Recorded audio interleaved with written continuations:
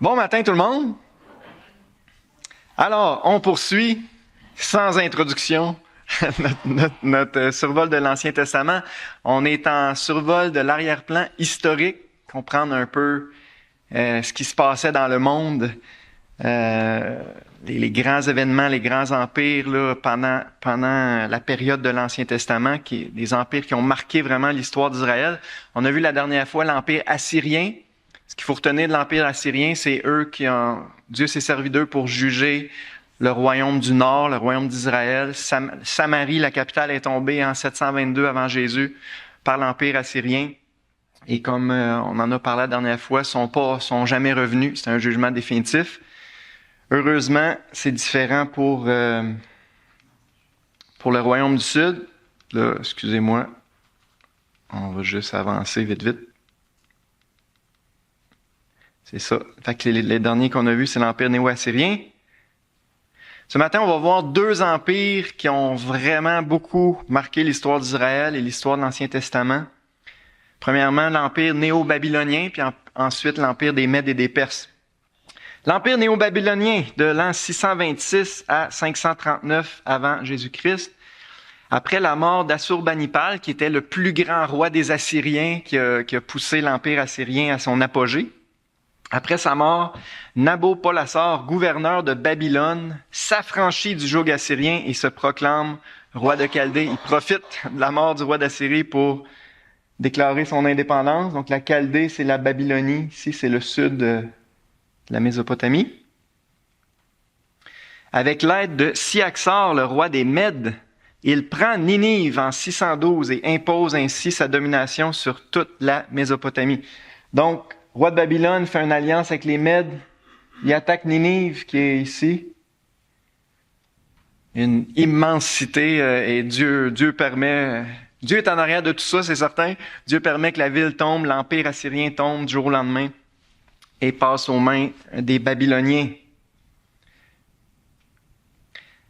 À sa mort, donc Nabopolassar, à sa mort, en 605, son fils Nebuchadnezzar monte sur le trône de Babylone. Et là, c'est un roi très, très marquant dans l'histoire d'Israël, qu'on voit beaucoup dans la Bible. Donc, c'est le deuxième roi de cette dynastie-là. Dès la première année de son règne, Nebuchadnezzar vainc l'armée égyptienne à Carchemish et prend le contrôle du royaume de Juda et de Jérusalem. Donc, quand l'Empire assyrien est tombé, finalement, les Égyptiens ont pris le contrôle de tout. Ils se sont affranchis, ils ont pris le contrôle de toute la Palestine et aujourd'hui le Liban, la Phénicie. Et les Babyloniens avaient toute la Mésopotamie. Et là, il y a eu une grosse bataille très importante à Carchemish ici. Les Babyloniens ont gagné. Fait que c'est là que les Babyloniens ont pris le contrôle de toute la Palestine en 605. Et on va tourner. Daniel 1, c'est là qu'il y a eu la première déportation dont Daniel, Shadrach, Meshach et Abednego faisaient partie. Daniel 1.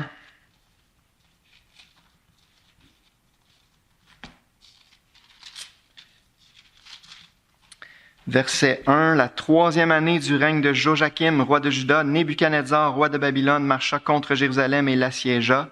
Le Seigneur livra entre ses mains Joachim, roi de Juda, et une partie des ustensiles de la maison de Dieu.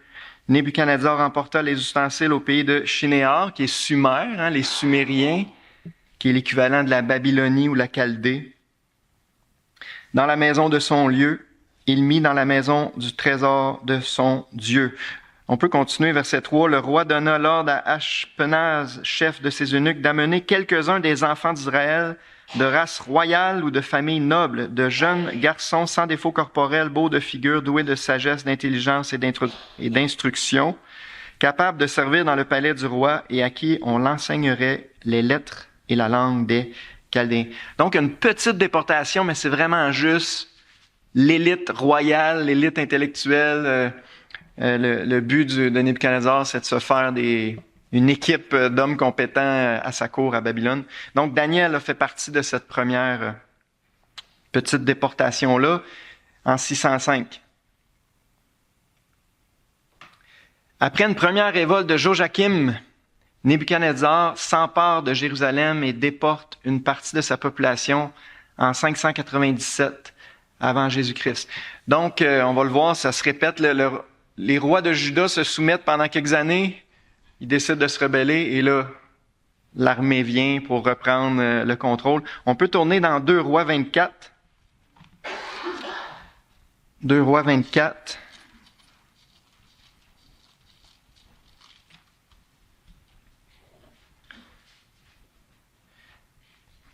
Verset 10. En ce temps-là, les serviteurs de Nebuchadnezzar, roi de Babylone, montèrent contre Jérusalem et la ville fut assiégée. Nebuchadnezzar, roi de Babylone, arriva devant la ville pendant que ses serviteurs l'assiégeaient. Alors Joachim, parce que Joachim est mort entre-temps, et là c'est Joachim, roi de Juda, se rendit auprès du roi de Babylone avec sa mère, ses serviteurs, ses chefs et ses eunuques, et le roi de Babylone le fit prisonnier la 8e année de son règne. Donc, comment on sait que c'est 597? Ben, c'est là. La 8e année de son règne. Il est rentré en poste en 605. En 597, c'est la 2e grande déportation. On continue au verset 13. Il tira de là tous les trésors de la maison de l'Éternel, les trésors de la maison du roi. Il brisa tous les ustensiles d'or que Salomon, roi d'Israël, avait fait dans le temple de l'Éternel, comme l'Éternel l'avait ordonné, prononcé.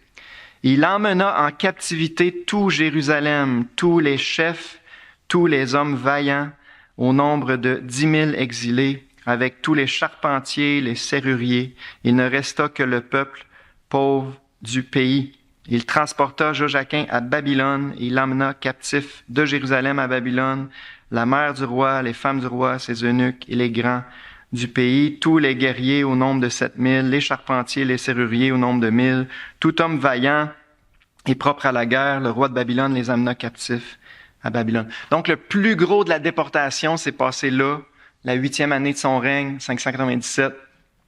Il reste juste les pauvres du pays après ça. Donc, Dieu s'est servi vraiment de Nebuchadnezzar, de l'Empire babylonien, pour juger son peuple qui était complètement corrompu, qui s'était détourné de Dieu, qui était tombé dans l'idolâtrie. C'est le jugement de Dieu qui est tombé. Après une seconde révolte de Sédécias, là, dans le fond, Nebuchadnezzar met un roi marionnette, comme aux États-Unis présentement.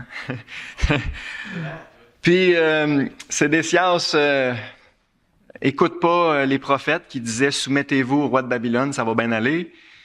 Sédécias se révolte. Jérusalem est assiégée de nouveau, puis complètement détruite en 586 avant Jésus. Les survivants sont encore déportés.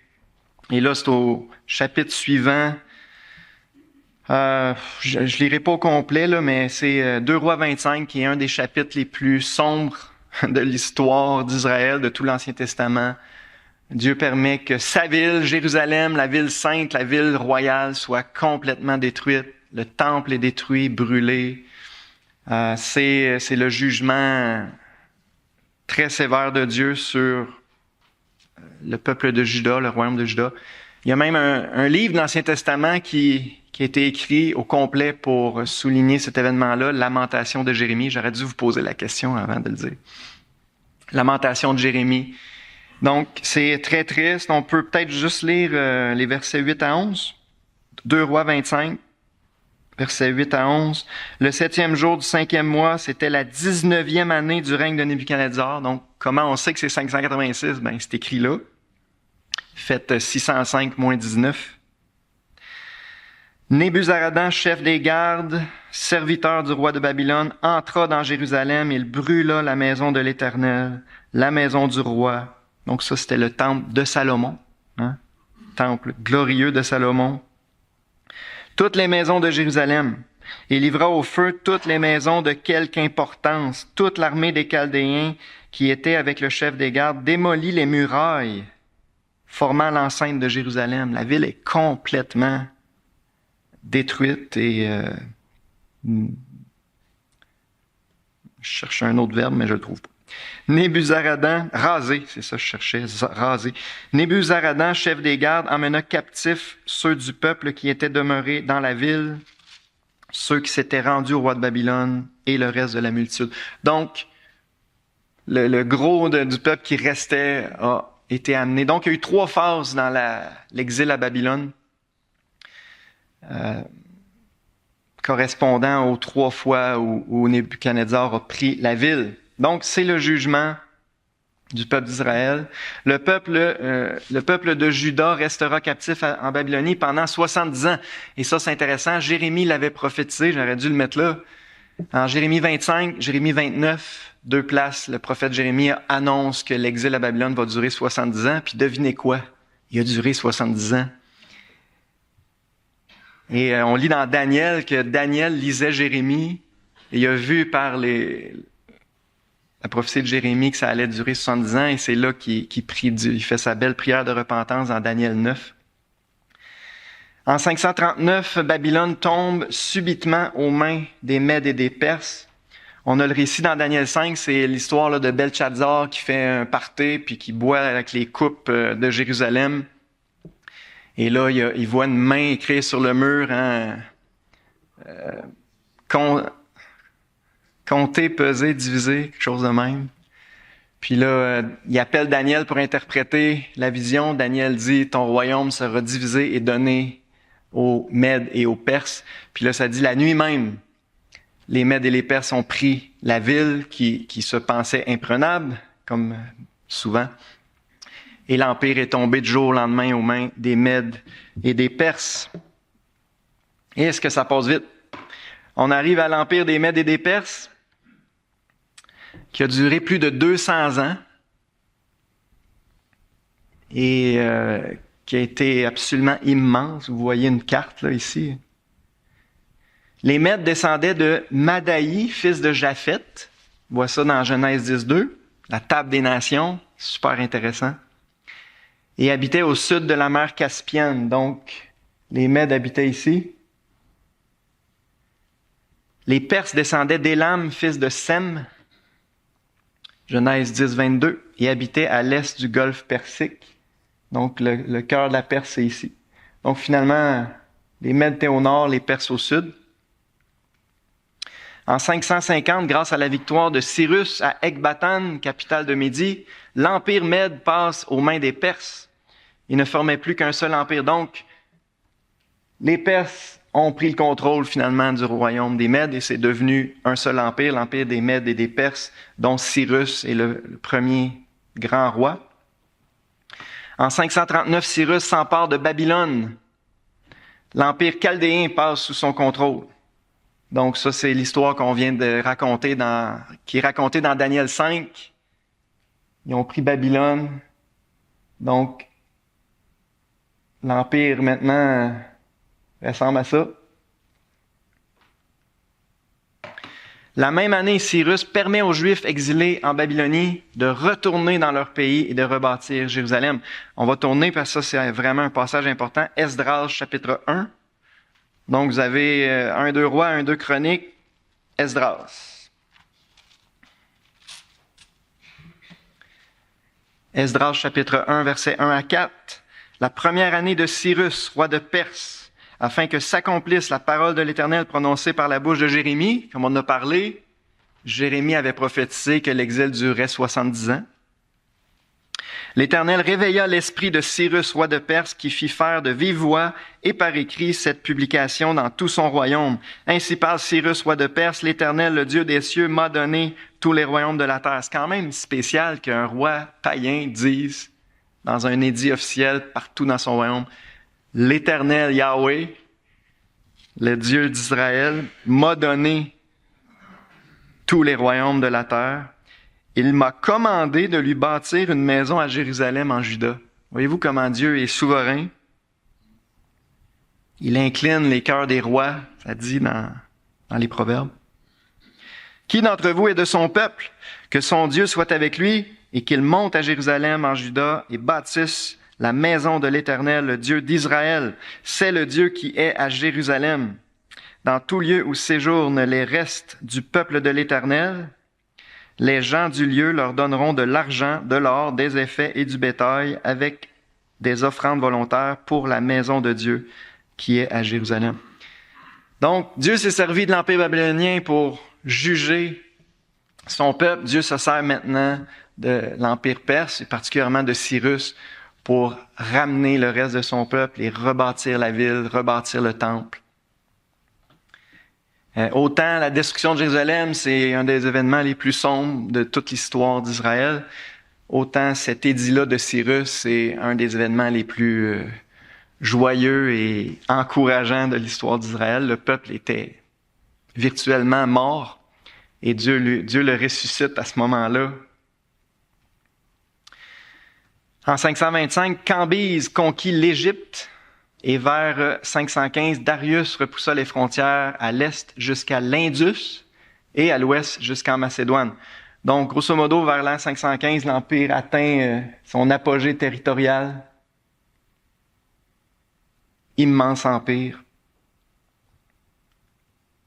La capitale de l'Empire perse fut d'abord Perséopolis, ensuite Suse. Perséopolis, c'est ici. Suse, ici. Donc, on voit dans le livre d'Esther, en passant, mais la capitale, c'était Suse à ce moment-là. C'est sous Darius que les Juifs rebâtirent le temple à Jérusalem vers 520. Ça a pris un certain temps avant que... Parce que c'est pas tous les rois perses qui étaient aussi gentils, aussi favorables aux Juifs. Et finalement, ils ont rebâti, grosso modo, 18 ans, 19 ans après leur retour d'exil. On a ça dans le livre, l'histoire est racontée dans le livre d'Esdras. Xerxès est l'Assuérus du livre d'Esther. Donc, dans le livre d'Esther, il est appelé Assuérus. Si vous cherchez dans l'histoire profane, c'est Xerxès. Et c'est Artaxerxès qui autorisa Néhémie à rebâtir les murailles de Jérusalem vers 445 avant Jésus. Donc, l'histoire de Néhémie, c'est beaucoup plus tard, vers 445 avant Jésus. On a le récit de la reconstruction des murailles. Donc encore là, en différentes phases, Dieu se sert des rois perses pour rebâtir la ville, le temple, les murailles. Puis finalement, en 331, Babylone et Suse tombent aux mains d'Alexandre le Grand, roi de Macédoine. Donc, grosso modo, en quelques années, tout l'Empire perse va passer aux mains des Grecs, d'Alexandre le Grand. Mais là, on vient de sortir de l'Ancien Testament. Parce que l'Ancien Testament finit, grosso modo, vers 400 avant Jésus. Alors, on parlera pas de l'Empire d'Alexandre le Grand, parce que ça, c'est la période intertestamentaire qu'on appelle, la période entre l'Ancien et le Nouveau Testament. Mais si vous voulez connaître un peu plus, c'est passé beaucoup de choses dans ces 400 ans. Vous pouvez lire les livres des Maccabées. Ça, c'est dans les Bibles. Trouvez-vous une Bible catholique, là? Il y a les livres apocryphes. Et les 1 et 2 Maccabées, c'est des livres vraiment historiques qui racontent les principaux événements qui ont touché le peuple d'Israël pendant l'Empire grec. Et c'est quand même très intéressant. Mais ça, en fait, on va en parler dans l'introduction au Nouveau Testament si à un moment donné, on réussit à se rendre là.